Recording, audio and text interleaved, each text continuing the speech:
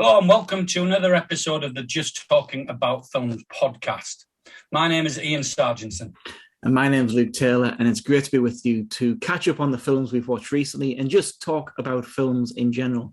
Although we have a specific focus this week, as we have a special guest with us, Stephen Mitchell. Hi, Stephen. How are you doing? Hiya. Yeah, doing well. How are you both? Yeah, we're doing great. And Stephen has a very particular take on horror movies.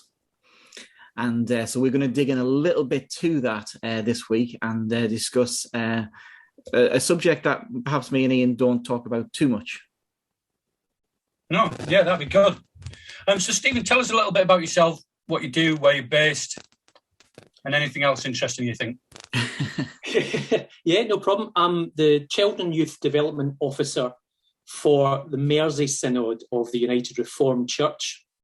So I live in Preston, but work in Merseyside and Cheshire region. So it's around 70 churches in that area. And my role is to support the children's and youth work that goes on there, offering training, looking at safeguarding, all those kinds of things, just to make sure that the children and young people that come are safe and looked after well, but also that the volunteers and the children's workers, family workers, youth workers are confident in the role that they are delivering. Great. Very good. Okay, so yeah, what we usually do at this part of the podcast is just talk about some of the films we've been watching this week and what we thought of them. So as the guest, yeah, you can go first. Okay, well, I've seen the new Scream film that came out on Friday. I've seen that a couple of times. I went on opening night on Friday night to see it, and then went to see it again on Sunday night just to get a better idea of the themes and things that were going on in it. I liked it. I didn't love it. Mm-hmm. I thought it was okay, but I think generally the Scream franchise is mixed and has been up and down. Yeah.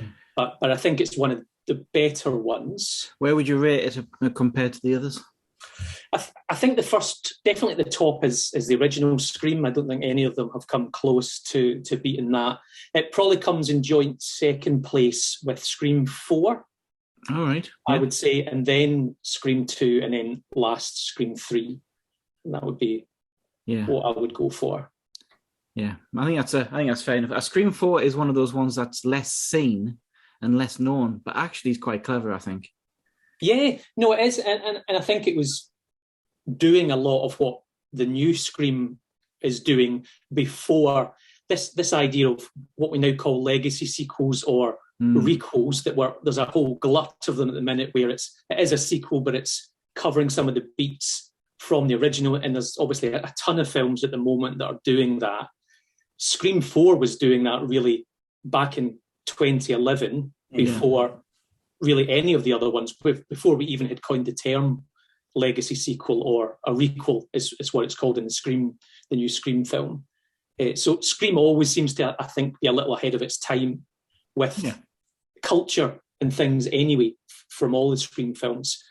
So yeah, and enjoyed that. I watched the Tender Bar on... Yeah. I watched that as well this week. Yeah, so it was all right. The George Clooney directed film. I expected a little more.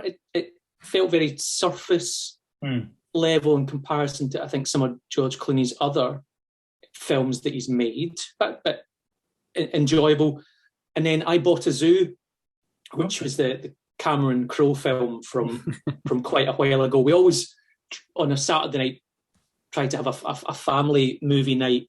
And at the minute, it's really hard to try and find kind of family film. There's not a huge amount coming out. So we had to kind of go back quite a bit to I Bought a Zoo. It's very, very cheesy, wears its heart on its sleeve, but enjoyed it. Quite an uplifting, very warm feeling from it. So those are the three films that I've watched in this last week. Okay. Luke, what about you? I know that you've also seen Scream. Yes, we've seen Scream. Again, I enjoyed it. I don't place it near the top. I think it's, maybe the third best of the Scream films. I did put 4 lower, I think, in my thinking, but because I think I've got a soft spot for Scream 2. Okay. I think Scream 2 is the first one I saw at the cinema. I think I only caught the first one on DVD, and then Scream 2 I saw at the cinema. So I kind of got a soft spot for Scream 2. But I thought it was really good. What I like about it, and what I like about all the Scream movies, is they're films that love films. Yeah, and they're so the reference, not just referencing horror films, they're referencing all kinds of films, and so there's a great amount of enjoyment in that. And they know exactly what they are. Yeah, they're not pretending to be anything else. You could pretend it's hard to guess who the bad guy is, but it calls out who the bad guys are so many times. So I really enjoyed it. I thought it was good. It's I don't think they really count as scary films, but I do find them quite enjoyable. Then we went to see Licorice Pizza as well, which I really enjoyed. I know it's only January, but that's my top of the list of the year so far. It's kind of a hangout film, a bit like Once Upon a Time in Hollywood, where not much happens really until the end, and it's just people hanging out. It was kind of like that, but I didn't realize that the lead guy in it, who plays the kid in it, is Philip Seymour Hoffman's son. And it's only afterwards you look at and you go, of course it is. Of course it is. He's got that swagger. He's got that same sort of style about him. But it was a really enjoyable film. And Bradley Cooper is playing, what's the guy's name? Film producer who did the Batman film. Really strange guy. Hold on. What's his name? John Peters. Okay. He plays John Peters. He was legendary as just being one of the most toxic, awful, self-aggrandizing people. Was he a hairdresser? And then he was a hairdresser, yes. Yeah. Who became a movie producer seemingly by sheer force of will rather than talent. And he plays him as just this awful guy. And it's very funny. Very funny. So really enjoyed that. Would recommend Licorice Pizza. And then two more quick ones. The King's Man we went to see, which was pretty dire, I'll be honest with you. I mean, Matthew Vaughn, bless him. Somebody needs to tell him no. Somebody needs to say, Matthew, that's in bad taste. I think he needs to call his mum more often. But there's some points of it just, and the guy who plays the Ralph Fiennes' son, like a big central character in it, is like, I mean, the guy is so bland. You could have just animated him and it would have been the same. It was, just terrible. So didn't enjoy that. I did enjoy the tragedy of Macbeth though. Denzel Washington playing Macbeth. Was it Ethan Coen who's directing? Or was it Joel? It's one of the two. And it's really, I mean, it leans hard into like German expressionism for its the way it looks, and the sets are stunning. The photography is amazing. I won't comment on the script, but I think it's always good Shakespeare if you don't have a clue what they're saying, but you get what's happening anyway. And a really good vision of the three witches and all of that. Yeah, thoroughly enjoyed it. I was really tired when I was watching it, and I did fall asleep a little bit in the middle, and I had the most bizarre dreams. Absolutely bizarre. So I recommend watching it when you're sleepy. What about you, Ian? So I watched The Tender Bar, and like Stephen, I thought it was all right. It was a nice coming-of-age story. It did lull a bit. The little kid that played the main character was really good. But when he went to a teenager and went to college, it kind of just dragged on a bit. It was about a girl, and I thought Ben Affleck was really good in it. I think he played the part that he played well. It looked really good, and it wasn't bad. It just lacked a bit of heart for me. There wasn't too much emotional investment as a child, yeah, but as an adult, and a good story about his mum. But it was like kind of, yeah, and what? But I think when I've read afterwards, the parts after the film finishes would probably have been more interesting. But right. But it was nice. It looked good, and there's nice sharp shots, good color palette. Yeah, I thought it was really good. Strong themes of, father-son relationships and neglect and different things. So yeah, it was good. And then I went and watched Chariots of Fire. Now it's a film I think I've always meant to watch, and I might have watched it as a kid with my dad. I thought it was made in the 60s or something. It was on the 80s. And I had no idea, but I thought it was about Roger Bannister breaking a 4-minute mile, but it's not about that at all. I just knew running. But it's a good story about two men that are really driven to succeed, one more than the other. One because of his experiences of being a Jew, it really drives him on to succeed. And the other, because of his faith in God. So Eric Liddell, and their journey to the Olympic team, and working from that. So it was a good story. It was well made, very, British film. So Nigel Havers is in it, and a lot of good English actors that when they were younger. But yeah, I thought it was really good, especially the faith element. I didn't anticipate that, so obviously that struck a chord with me. I don't know about not running on a Sunday. I don't run any day at the moment, but yeah. So I really enjoyed that. So they're the two main things that I've watched this week. Great. So let us know as well what you've been watching this week. If you've seen any of the films we've mentioned, get in touch with us, and we'd love to hear what you think about them, especially Scream. I'd love to hear what you think about the new Scream film. Right, Stephen, we have a list of questions we ask everyone who comes on for the first time, and just to get to know you through the films that have affected you through your life. So we start with, and I realise this is one of the hardest questions to answer, and which is why we go a little vague on it. Name one of your favourite films.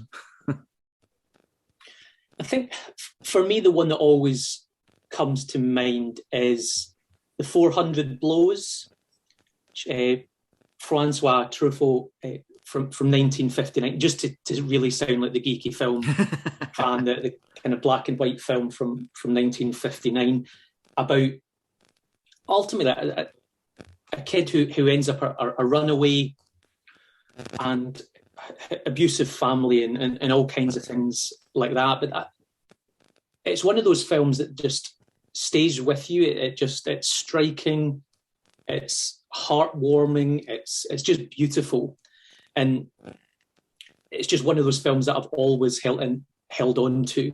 And I've got lots of other films that I love, but there's just something about it, and probably the time that I watched it as a fairly young film fan and trying to get into other kinds of cinema and from other countries and other languages and stuff. It was just one of those films that I had never seen anything else like it before, and felt such an affinity to the lead in it, the boy in it. And yeah, it's just one that I love and can come back to time and time again.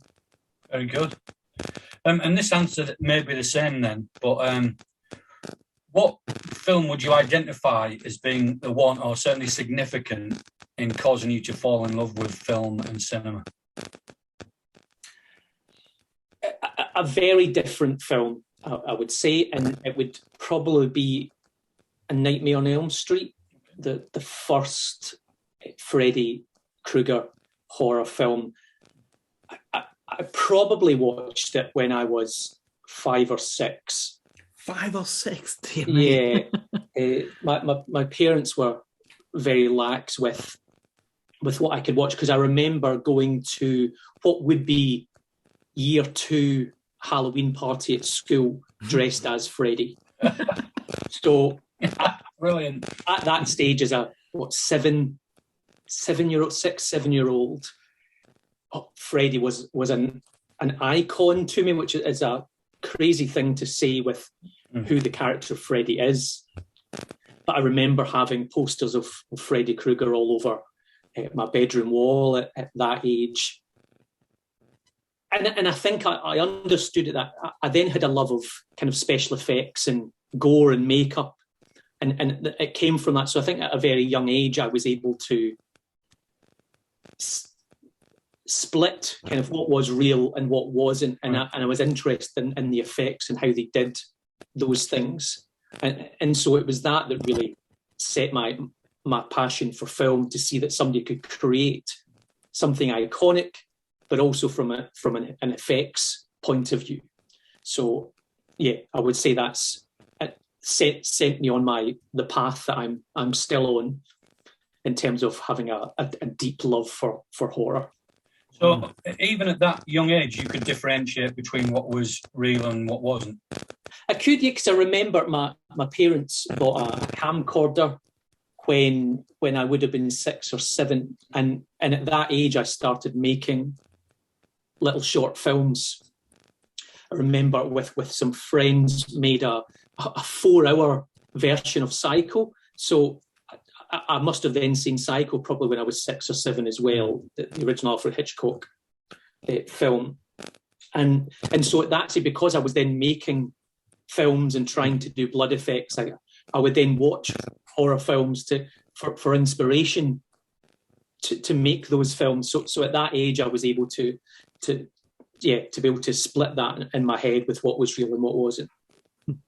You know, when I was at school, I'm thinking probably similar age, maybe 8. And we were talking like top end of junior school. There was a lad in our class who, you know, he'd seen Nightmare on Elm Street, you know, so he was the big, you know. I remember him going around school trying to scare everybody, and he was screaming at one point, "Freddy's inside of me! Freddy's inside of me!" And it scared me so much. I've never seen the film. I've never seen it as a result of how much he scared me at school. Because in my head, it must be the most terrifying thing ever. I suspect it's not. But I've had that hesitancy ever since. Yeah, no, there's very little that scares me anyway, but I wouldn't. I still think it holds up incredibly well as a film made in the 80s. I think the effects still hold up very well. I think there are scary elements in it, definitely, but I think it would be fairly tame now, and obviously in comparison to a lot of things that have come after it. I think for me the scary element was the notion that he appears when you fall asleep. So it's something that we all do, and then you're just wondering because you have no control in that moment. So I'll talk about this a bit more later. But as a kid, I was the same at school. I was in high school, so probably you're a bit older than you. But it went round the first one on, you know, someone had a copy and it just went round. I remember watching it and thinking, this is stupid. Do you know, there's no lad that got burnt and lives in a boiler room that's got knives for hands. So that was my own, I don't know what it was a cynicism, or it might be self-preservation to stop myself from being scared. But I remember, even though I dismissed it, going to sleep the first time was a bit like, hang on. And I think I watched 1 to 3, and then I don't think I've seen anything beyond that. But at the time, and it I guess fuels some of the questions I've got later, but at the time, I just thought, I don't get this. I don't know why it is. So, but yeah, if that was the film that, you know, that young age that you first fell in love with cinema, and that's the beauty of chatting for these things. We see different perspectives and hearing different things, and every guest we've had on has said something different, and it's been really interesting to see how they've journeyed through that. What's the first film you remember seeing in the cinema? I think it was probably He-Man, Masters of the Universe, the Dolph Lundgren film was probably the one that I can remember is having the first kind of experience of and loving it and being. I've never seen it since. I can't imagine it holds up in any way, shape, or form.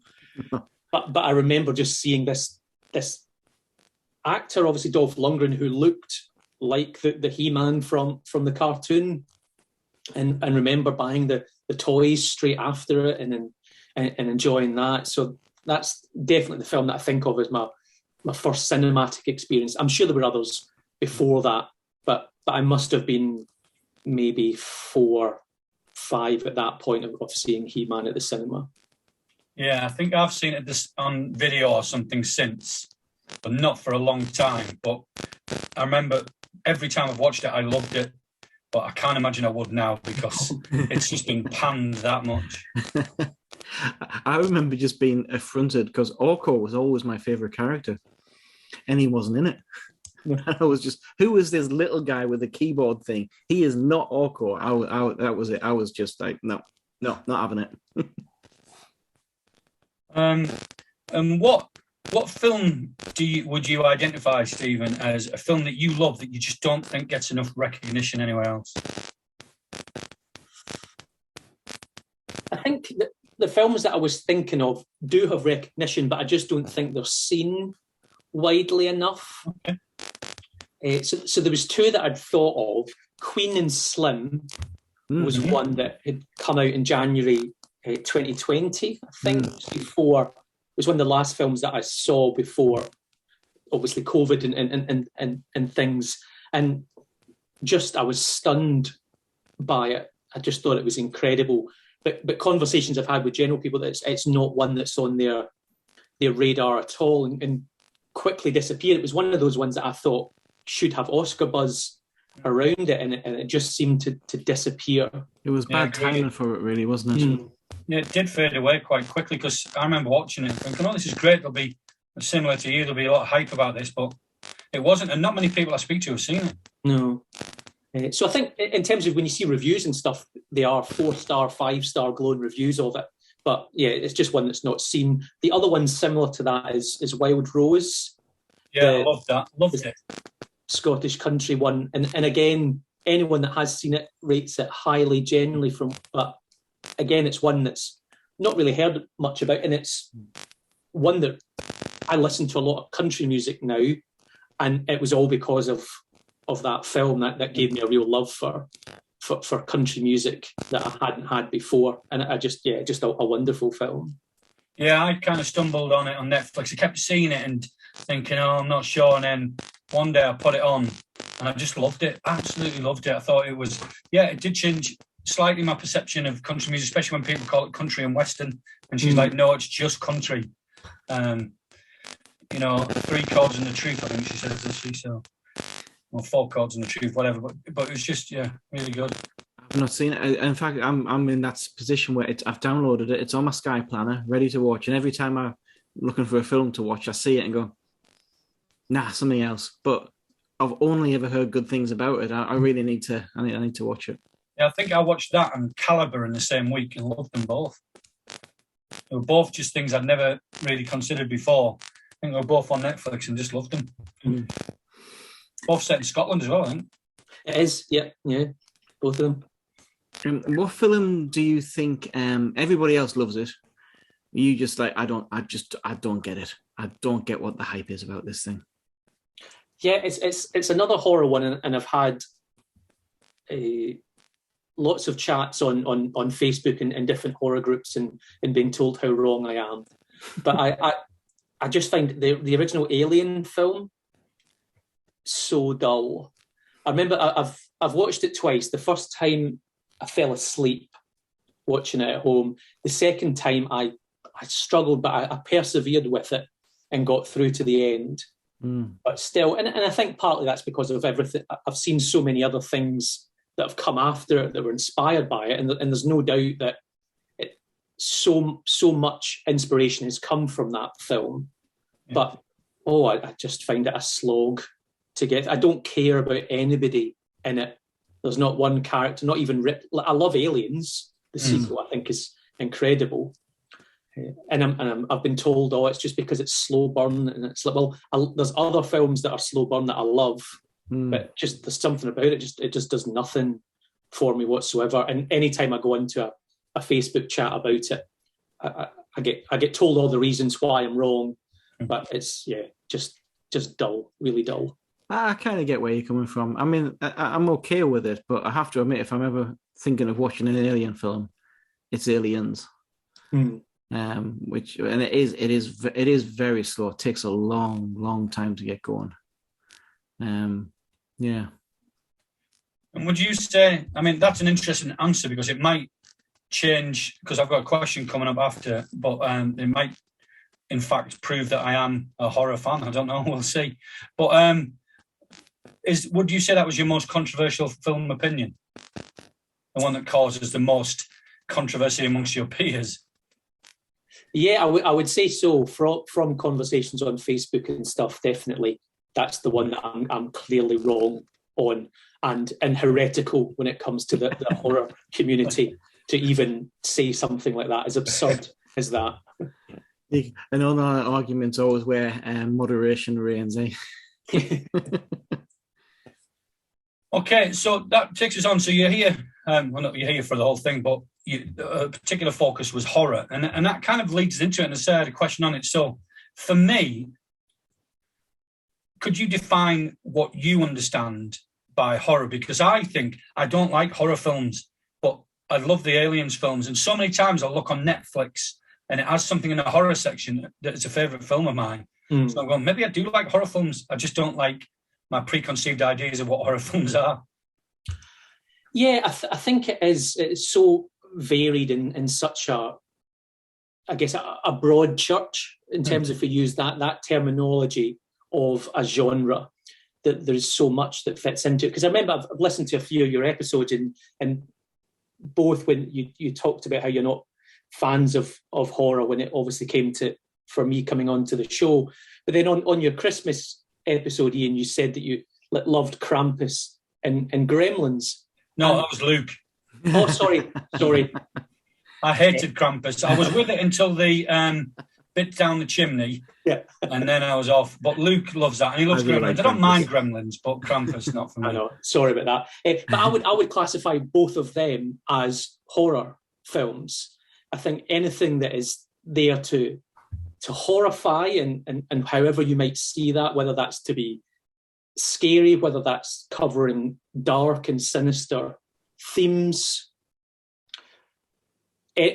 anything like that, anything that is uncanny or is meant to unsettle you in some kind of way, I would say is horror. And so it is large. Often within culture, when a film wants to get a horror film wants to get elevated, we call it a thriller, when in actual fact it's still a horror. So for me, something like Silence of the Lambs is an out-and-out horror film, right? But it gets classified as a thriller because then that is somehow more acceptable, and especially when it comes to awards consideration, then Silence of the Lambs got nominated as a thriller. But I think the stuff in there is horror completely. You've got a cannibal, that the set pieces and things. So for me, it's very broad, encompasses all certifications. So I think there are PG horrors. I think there are 12s, 15s, 18s. And I think maybe normally some people necessarily think either the really nasty or gory stuff that's 15 or 18 rated is what horror is. But to me, it's far larger than that.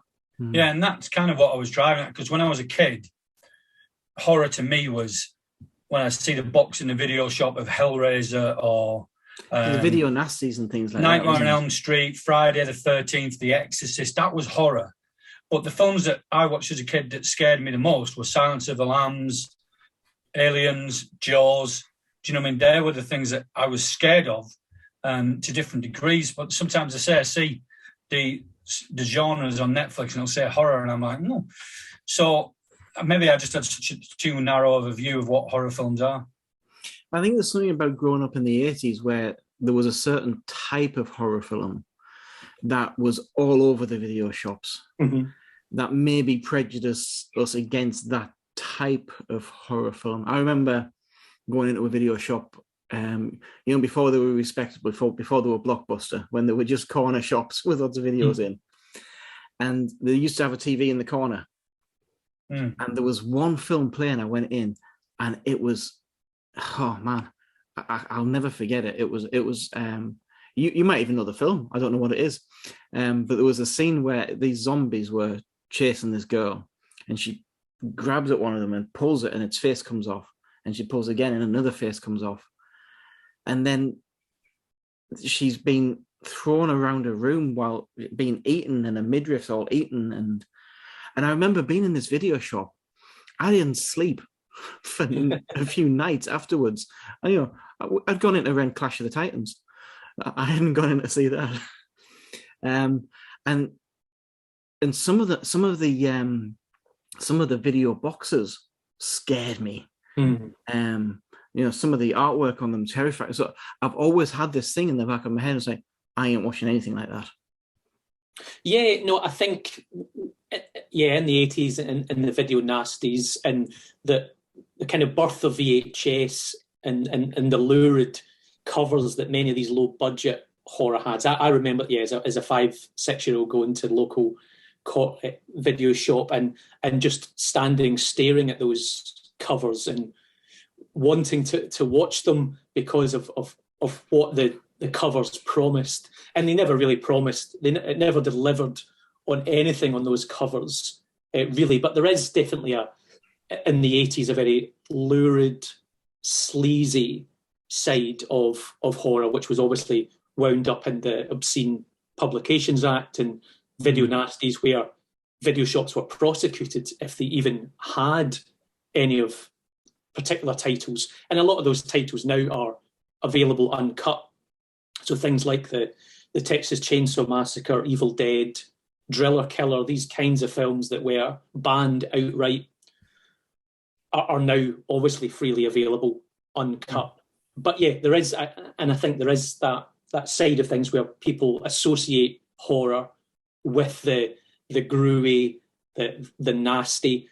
You probably maybe jump to things like Saw and those and what we would call slasher films, so the things you've been mentioning, like Nightmare on Elm Street, Friday the 13th, Halloween. They're all a subgenre within horror of slasher films, but it definitely doesn't cover the broad range of horror that we find now. Yeah, because I think I probably like more horror films than I thought then. But yeah, so like even the slasher films, so like even, I Saw, I did like the original Saw and probably the next one because it was psychological. It was a bit like, you could almost put yourself in that place. And I didn't mind Scream or even I Know What You Did Last Summer. I didn't mind it at that age. And I haven't watched them since, I don't think.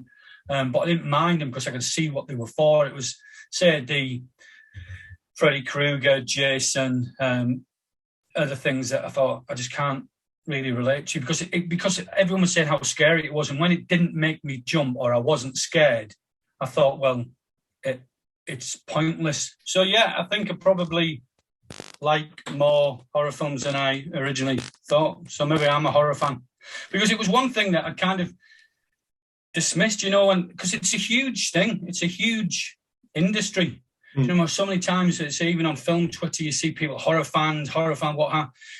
And I kind of not switch off, but don't feel as I have anything to say in that. But maybe I do. Maybe I should broaden my horizon. Maybe after this conversation, I'll even do that. I think there's it's such a broad scope.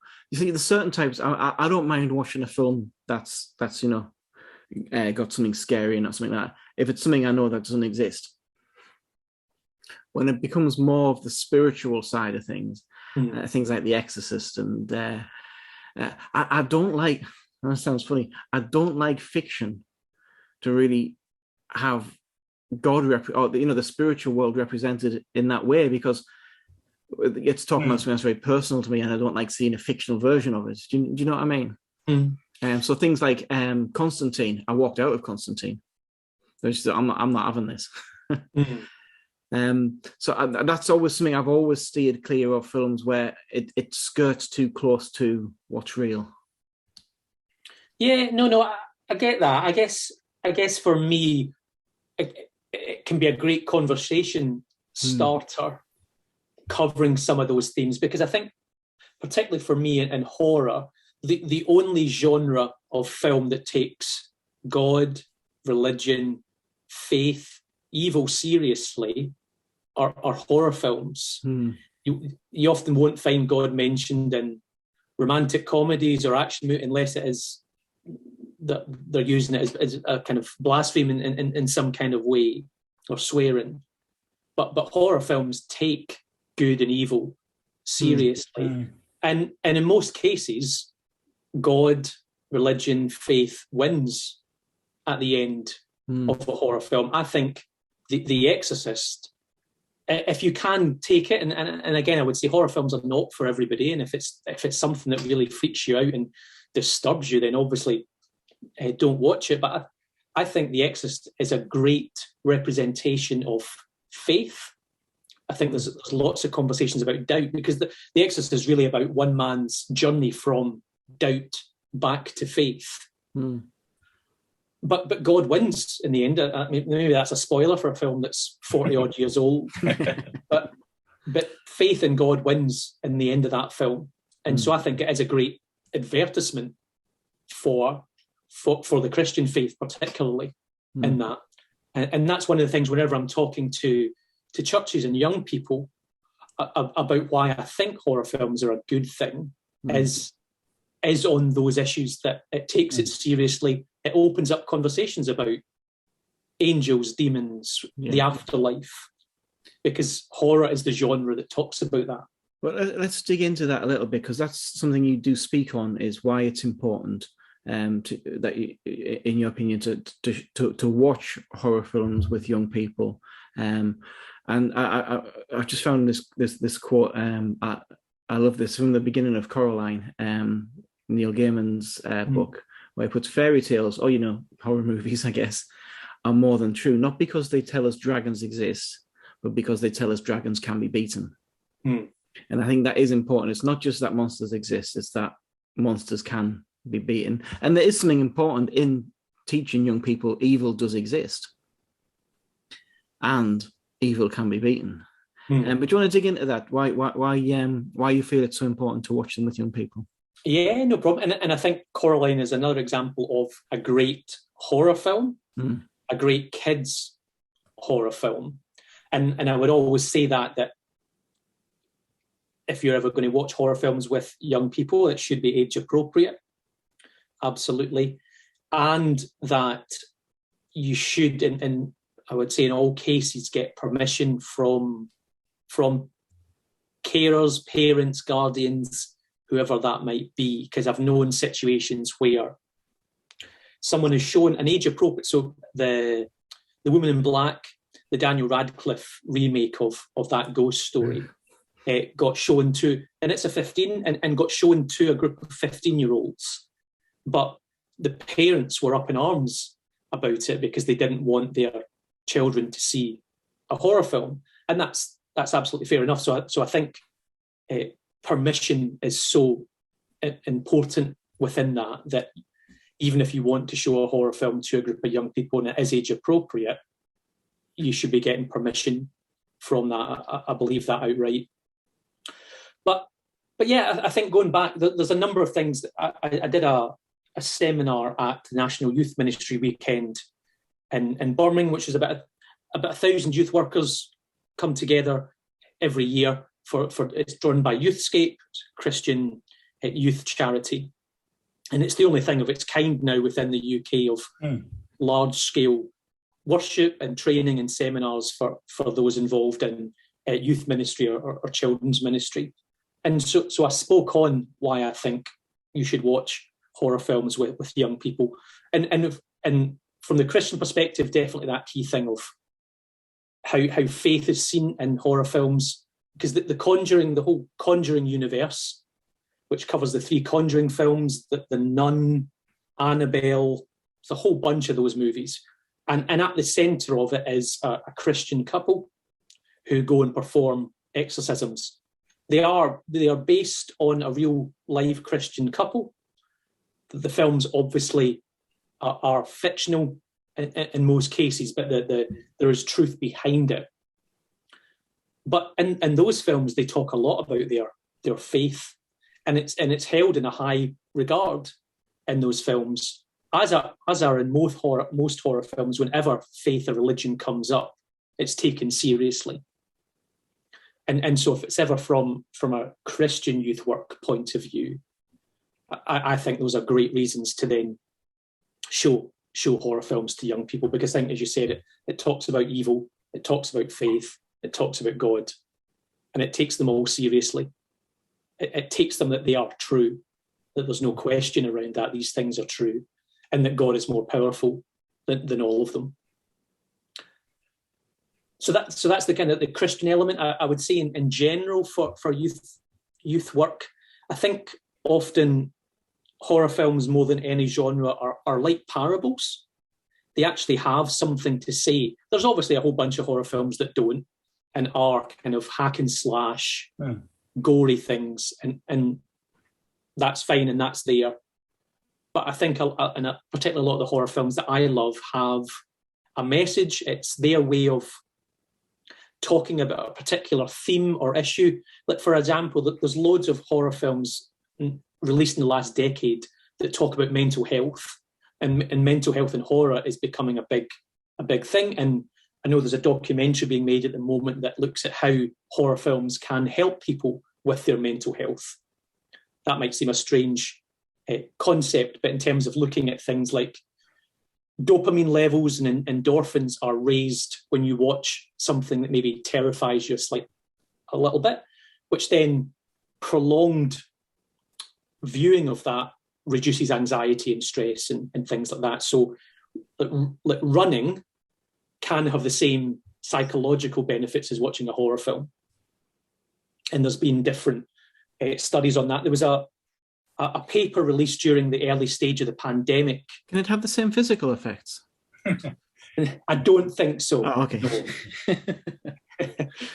There was a pandemic paper released, a research paper that actually showed that those who coped better with the early stages of the pandemic were horror fans, because they had been through those fears. They'd seen them on the screen. With horror fans have seen zombie apocalypse films. They've seen films where there's a fear of the other, a fear of neighbour, where your body turns on yourself. And so horror fans were ready to cope better with the pandemic than others. So I think from a mental health point of view, and horror films creating a safe space to confront your fears, I think it's really good for that. And linked back to the parable idea, that you can talk about a whole bunch of issues around horror films. Around adolescence, around sexuality, around coming of age. There's a wealth of films that deal with both the male and the female perspective when it comes to those kinds of things as well. And my final point, and then obviously feel free to, we can kind of go into things deeper, that I think horror films, more than any other genre, reflect and critique the culture that we're currently in. So I think you can tell a lot about what is happening in a culture and what culture takes as important by watching the horror films of that day. So I think the 70s horror films were a particular way because of what was going on. Same with the 80s, the 90s, the noughties, and now they look at culture, they critique it, they say what is going on, and horror films can share so much about that. So I think from a cultural point of view as well, we can learn a lot from horror movies. I know that's just a huge info dump, but that's those are kind of preliminary thoughts that I kind of have. It's funny because everything you've said, I can't disagree with. I agree with all of those points. My concern, I guess, sometimes comes from, and maybe I can't think of specific instances off the top of my head, but where almost the darkness of some types of horror films can have a detrimental effect to people as well. Is that ever something that you've come across? I think of, obviously aware of it, and I think that goes back to when it comes to permission from and consent from guardians and stuff like that. The ones that will know their kids the best are those that look after them. And there are young people, especially with watching horror is just not a good thing for them mentally, and just shouldn't, depending on our predisposition to those types of films. Yeah. And that's obviously something to be aware of. Within culture, there's obviously been cases where it's been claimed that horror films have inspired real life murders and things like that. So you can think to the Child's Play films, particularly Child's Play 3, the Chucky doll, and the James Bulger murder case that happened. That film was linked to that. And Scream, I think it'd be fair to say that film was hardly age appropriate for those children, though, was it? No, absolutely. And the same with all of these. And it's one of those things that those incidents are complex, and with what was going on and their families, their mental health state at that time, and so I would never claim to say that horror films influence somebody, that somehow taking a horror film away from them meant that those boys wouldn't have done what they did. I think there was a whole bunch of factors on that. So I think there is being sensible. I'm definitely not saying you throw the doors open and show The Evil Dead to a group of 15-year-olds. Yeah. And not just dangerous tendencies, but there are some young people who do veer towards darker thoughts, not in terms of hurting others, but hurting themselves, or even in a depressive way. And we just need to be very careful, I guess, with the individual person. Yeah, no, absolutely. And that's what it's about, the youth worker knowing the young people, and it's about then speaking to the guardians of those young people and working it out. So I think serious thought is needed whenever it comes to that. I think that's really important. Yeah, I think for me, like personally, that my experience, I was dismissive of, as I say, horror, the genre, or what I thought the genre was early on, because it just didn't do anything for me. And then largely since, so people were going on about The Ring when that came out, and what was the other one? The shaky cam one, Blair Witch Project. So there was all this thing that was cultural, everyone was going to see it, and everyone that I went to see that got a buzz was just nonsense. It was just, and I was just like, I don't get it, because it was, I thought the sole purpose was to scare and make you jump, and it didn't. And if it didn't, like, okay, there's some jumpy bits, but there's some jumpy bits, so it didn't scratch that itch, if you like, for me.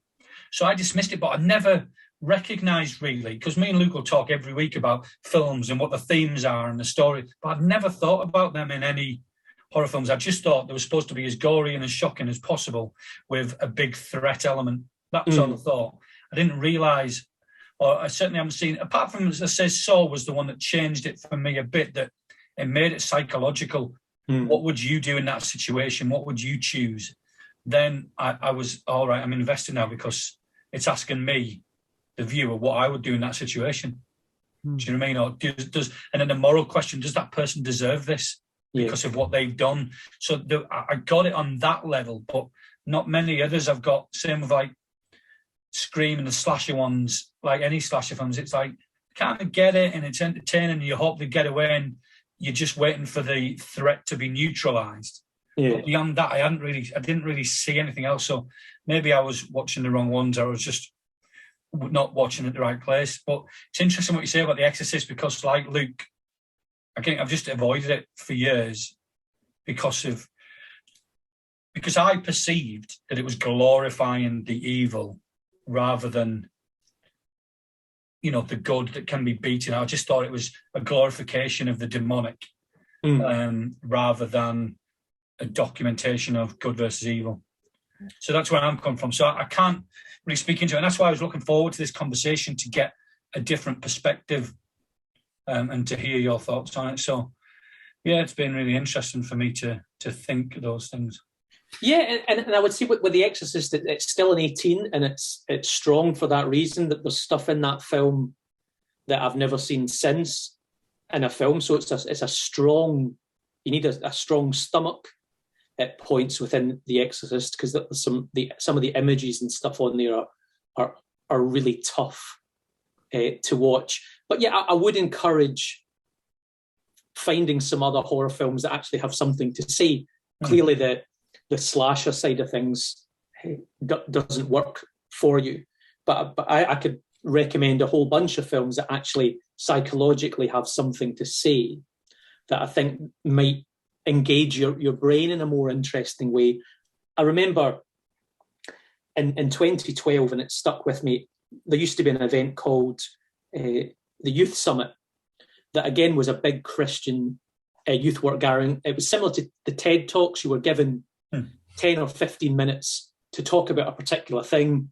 You would have a countdown on the stage, and then that would end and someone else would come up. And so for the whole day, you would hear thoughts for 10 or 15 minutes. If some of them were rubbish, you knew, well, it doesn't matter because and another 15 minutes I'll have someone else coming up. And me and a friend spoke about the Kingdom of God in 5 films. And so we shared 5 different films from 5 different age categories that we thought communicated the Kingdom of God. So we started with the Muppets, the Muppets film that came out, because it was a U, and kind of the audience was behind us on that. Thought that was good. We then covered Thor, because it was at the stage when Thor had just come out. Again, that was working okay. We then talked about one of the Twilight movies, and the audience started to shift a little on that, because we're bringing out more of the horror element. The 15 film that we covered was Bridesmaids, and that kind of won people back over a little bit. But then on the final film that I talked about, that I believed communicated the Kingdom of God, was Saw 3D, the final chapter. And you could imagine that you could feel the energy disappear from the room, and people were furious about that, and going on to Twitter afterwards, because they had the hashtag for it. Kind of the comments and thoughts of we had completely lost the audience. But again, I think Saw is a really interesting idea of communicating the gospel and around mortality, what we have to give up to receive salvation.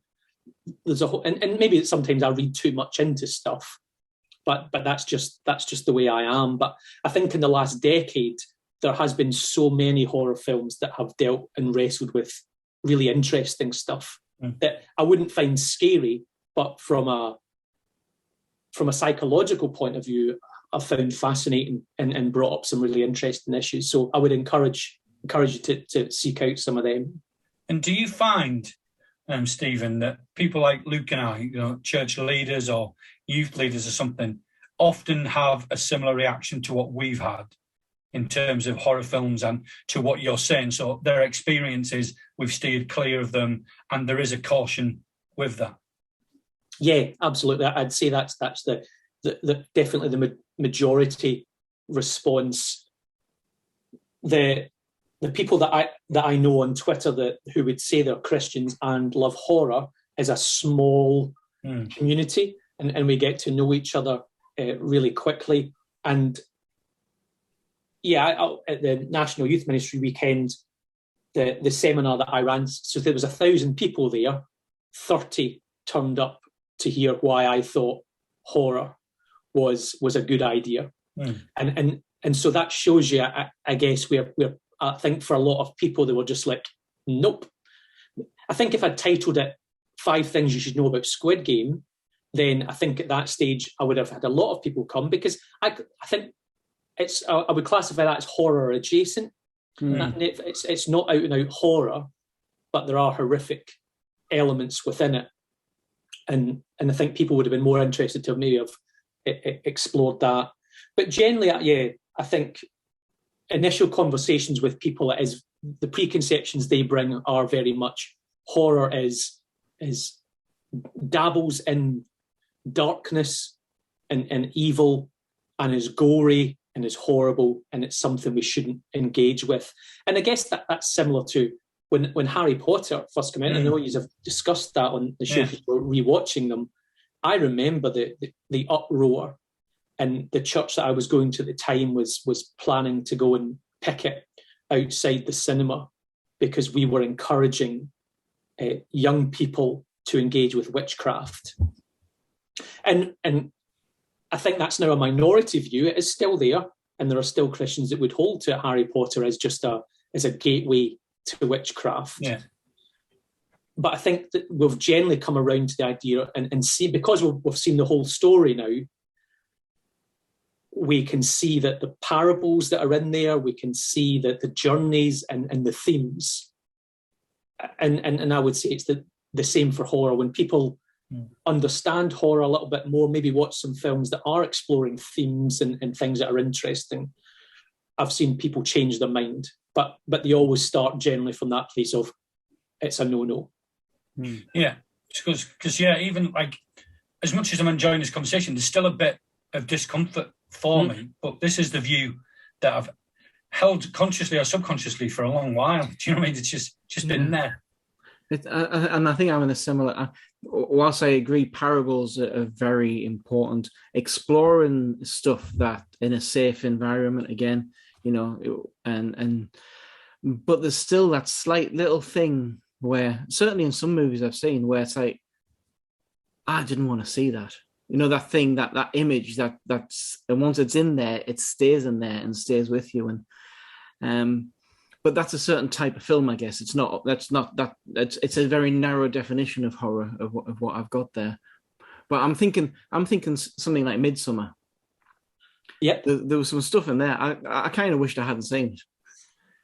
Yeah, Midsummer is a strong film. Definitely some of the things that happen in that are very strong. I think as a film, there's loads to talk about in there. It was fascinating, but there was stuff that stayed with me that I wished I could press undo. Yes. And that's the problem. You can't press undo. No, that's it. And again, that comes back to, I guess, knowing your group, knowing the audience, and being really sensitive to that, because it goes back to Paul's thing of just because you can doesn't mean you should. Yeah. And I would always hold that as a principle when it comes to what you show young people, because we don't want it to be a negative experience. We don't want to harm. We're not in the business of harming young people. Yeah. And so you've got to be really careful. But yeah, if you can stomach Midsummer, I think there's some great stuff to talk about. But I understand that some of the stuff in there is nightmarish. Absolutely. Yeah. But that's where I guess there's a fascinating discussion to be had about when something becomes indulgent. Do you know what I mean? It's too much. But then I've watched The Passion of the Christ, and that was full on gory. Do you know what I mean? And somehow we tolerate, or if it's a war film, we'll tolerate it better. And the same with like Harry Potter, which you talked about. The last 3 films are particularly dark. Do you know what I mean? They're very sinister. There's people dying, getting killed by witchcraft, by evil. But as you say, we've seen the whole story. So it's good versus evil. It's about friendship. But it is, the themes are dark themes. Voldemort is as scary as any character I've seen in anything. Do you know what I mean? But it's just because he started off quite light, the books, and there's all these silly little names and stuff that. So yeah, the lines are blurred sometimes between what we'll accept because it hasn't got the title horror. Yeah. Although it can still be horrifying. Yeah. Oh no, absolutely. And there was obviously at the start of the millennium, there was a whole phase of horror called torture porn, and that's with the Hostel movies, the Saw movies were all lumped in that where they were films that were set out to horrify you because of violence against the physical body.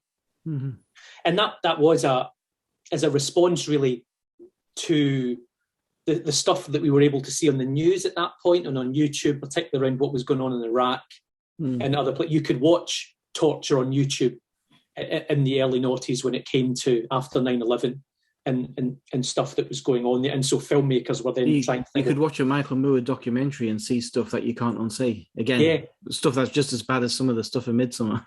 Yeah, no, absolutely. And so torture porn was a response to that. And torture porn is a particular subgenre of horror. But I don't know if it would be controversial to say, but I would class The Passion of the Christ with torture porn, because of why it was depicting that there was a sensationalizing to a point, I think, of what Mel Gibson was doing. Now, as somebody of faith, I get why he was doing it, but there was times when I was watching that movie where I was like, I haven't ever seen, as a horror fan, I haven't seen stuff like this before. And there were points where I felt myself kind of mentally check out because of what I was seeing, and then I would realize, oh no, I'm still here, and this is still going on. This is absolutely brutal. But you're right in terms of, because of the genre we put stuff into, we can be happy watching some things and not others. And I think we sometimes need to check our worldview and where we're coming from, if there are prejudices there that we maybe need to let go of. I think wisdom comes into it a lot on that as well. When looking at what to watch and researching whether it is going to be something that's going to have that, a detrimental effect to you. Yeah. No, because I remember having a heated discussion with a youth worker who wanted to show some young people who were underage the Passion of the Christ. Now, I got why he wanted to show it, but from an age point of view, I was just like, no, that's a no-no. But I struggled with his reasons for wanting to show that.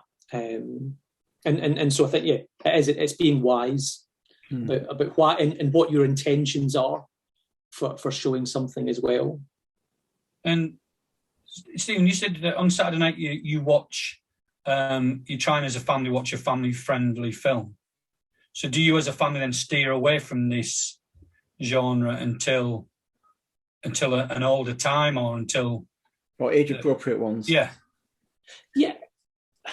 Predominantly with my 13-year-old son, I've shown him a couple of 15 rated horrors because I kind of felt he could cope with that. And so when he's been more interested in those in horror, I've said, yeah, okay, we can watch it, but we'll sit and watch it together and we can chat about it. But definitely with my youngest, who's 9, we've watched things like Coraline, which I would kind of gateway kids horrors, I would see. And so I've showed age appropriate to them because I'm aware of what I feel that they could cope with. Whereas my son, I started to be able to show him a little bit more. But with ages they are, when it comes to a family film, we look at, although my youngest is 9, the highest we've normally ever gone is a 12, and that's generally when it comes to showing a Marvel film on Disney Plus or something like that. I think that's important that you have those conversations with your children when you do that. I mean, I don't know if it counts as a horror, maybe horror adjacent, but I remember when I was younger, when Beetlejuice came out, my mum and dad hired it. They watched it the night before to check it, to see that there was not going to be anything that would, disturb me. And then my dad had that sort of, before we watch it, just a moment. It depicts the afterlife. It's not accurate. Enjoy, essentially. So just to dispel any confusion that might arise when watching it. Now, having said that, watching it, obviously you can tell it's not accurate. But no, but and again, Beetlejuice, because I haven't shown my kids Beetlejuice, not from an afterlife point of view, but it comes with a whole load of films in the 90s of that were labelled as family films, but are actually quite sleazy. Or have really inappropriate things for that age. Like we watched Ghostbusters with my kids. That's a PG, but some of the 80s attitudes stuff in there are a little... Yeah, and the Addams Family as well. We were horrified, and that's a PG. And there's definitely a thing within the 90s you could get away with a lot more in a PG film than you can now. PG films now are far tamer. But there was a lot of sexual innuendo in 90s family films. And so we were horrified watching Addams Family, because I was just, I'd forgotten all this and never thought of it back then. But I guess with the culture we live in now, it's far more apparent that actually there's misogynist views in here and really leery. I was trying to think of the other one, the one in the 80s with a group of kids, the boys. Goonies. The Goonies. I've still never shown my kids that because of the leery boy stuff in that. I know there's one scene where they use a mirror to look up a girl's skirt. And obviously in the 80s and stuff, different time completely. But for me, I'm listening on my 9-year-old. Yeah. And I'm not ready to have those kinds of... I don't want them to know about that at that stage. But that is that is a PG, I think. And again, Beetlejuice haven't shown it just because he's inappropriate, is a character. Yeah, he's not a nice character. No, and what his views on women and how he is around women, it's like, no, I'm not ready to show my kids. But I think that's important what you've said there, because Goonies is not a horror film. No. And there's just as much potentially damaging stuff in different ways in other films. So that wisdom has to come through in more than just, is this scary? Or, There's more than that, and that doesn't just apply to horror films. That applies to everything that we show younger people. Well, Sky put a warning on the Goonies saying some of these attitudes are outdated and not appropriate. And I was like, what on earth are they talking about? Because Goonies is one of my favourite films. And I watched it through that lens and I was like, yeah, there's some stuff here that's really, really not good. But at the time, nobody would have considered it. Nobody would have. No. And I'm not making excuses for it. I'm just saying it shows how far we've travelled as society in that time and how we view it. But because of the first eyes I watched it through as a kid, wouldn't have even registered with me, wouldn't have even, do you know what I mean, the violation that happened, as you talked about. So I just ignored it. So all the time, I've always thought it's just this lovely film about friendship and seeking pirate treasure. And it is, but there's all these other things in there. It's like Ghostbusters. Pete Venkman should have been fired and given a restraining order from going anywhere near that college. Yeah. And I like that in the new the Ghostbusters Afterlife, that they do in the end credits sequences try to redeem themselves with that. But it's the same when I think of, and again, not horror, but the early Jim Carrey films, Ace Ventura, Pet Detective, the sex scene that is in that with all the animals being around it in the bed shaking, that's a PG. And again, I've never shown my kids that because I'm just like, that should never have been allowed in a family film, but it's there. In The Mask, again, the kind of inappropriate sexual innuendo. So it's within all genres, it's just being wise, I think, when it comes to what you show children and young people. Well, I've found this conversation really fascinating, Stephen, and it's given us a lot to think about. But you also have your own podcast where you look at these things and you get guests on to talk about specific films and specific topics. So just let us know about that. So if anybody wants to follow up, they can do that. Yeah, no, thanks very much. It's called Real Faith, and REEL. Let's see what you did there. Yeah, see what I did there. Playing on that. And there's been 6 episodes so far at the time of this recording. And it's looking at it through the lens of culture and youth work. So looking at films through those lenses. So up to now, I've had youth workers on, either Christian or not, but within the youth work sphere, and about how we use those films with young people. So whether it's just to have informed conversations, whether it's using it as a jumping off point to do different activities. So at the time of this recording, we looked at Squid Game, we looked at Spider-Man No Way Home, the Chucky TV series as well, and a couple of episodes that will be coming out on the new Scream film as well. Chucky TV series? Yes, it's on Now TV. So it's an 8-part series looking with the killer doll. It brings back all the characters from across the films. The things you don't know exist. But it's to help youth workers have informed conversations. But again, it's often about picking films and TV series that aren't often talked about within Christian media. Spider-Man obviously is, because it's a Marvel film and is ripe with themes. But I definitely lean more towards covering films and TV shows that won't be talked about. Because I even remember at the National Youth Ministry weekend, somebody standing up and saying, Squid Game, don't go near it, it's evil. At the same point, saying afterwards, but I haven't seen it. I've heard it's evil. And that is always an opinion that annoys me. But the aim of it is to help, because at the end of the day, we know if you tell young people not to do something, we know from adolescent development, they're going to go and do it anyway. And that's not then to be permissible about it. But if they're going to watch it, rather than just saying, no, you shouldn't, let's try and have an informed conversation about it. And that's the reason why that podcast exists. That's great. Great. And I think that's an important point. So like with Harry Potter, I started reading it because I was a youth worker at the time, and it was controversial. If I want to speak to something from a place of authority, I have to know about it. So I read the first book as a way of, what are my young people reading? And I was hooked. I absolutely loved it. So it was a bit dangerous. But the same with Squid Game.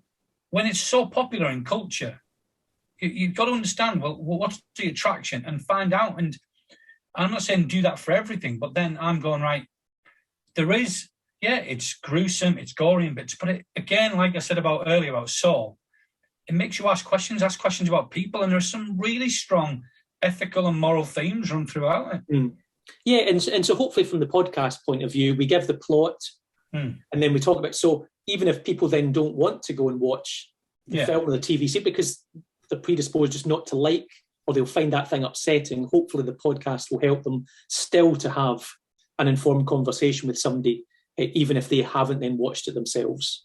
That sounds like an ideal podcast for me. And where can they find that podcast? On most of the normal places. So Apple Podcasts, obviously specifically, it's on Google Podcasts, Spotify as well. So, and it's Real Faith Pod with 2 E's in the real, yeah? Yes, yeah. Brilliant. Okay, well, thank you for coming and talking to us. I found that thoroughly fascinating, really interesting, and really appreciate you giving up your time to come and talk to us about that. No, that's been great. Thank you very much for your time. And hopefully you'll come back at some point in the future as well, and we'll dig into something else. Maybe when there's a big film coming out that you've really got something to say about as well, we can maybe invite you back on. Yeah, no, that'd be great. Happy to.